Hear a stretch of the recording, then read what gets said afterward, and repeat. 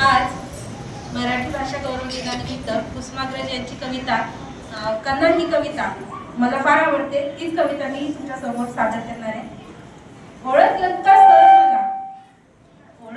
sir मला पावसात आला कोणी, कपडे होते करदमलेले केसावरती पाणी, क्षणभर बसला नंतर हसला कोल्हावरती पाहून, गंगामाई पाहुणी आली गेली घरट्यात राहून, माहेर वाशीन पोरीसारखी चार भिंतीत नाचली, मोकळ्या हाती जाईल कशी बायको मात्र वाचली,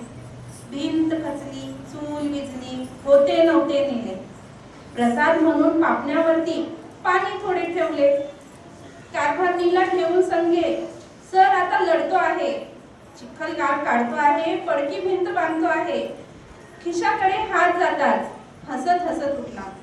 पैसे नको सर जरा एकटेपणा वाटला, मोडून पडला संसार तरी मोडला नाही कणा,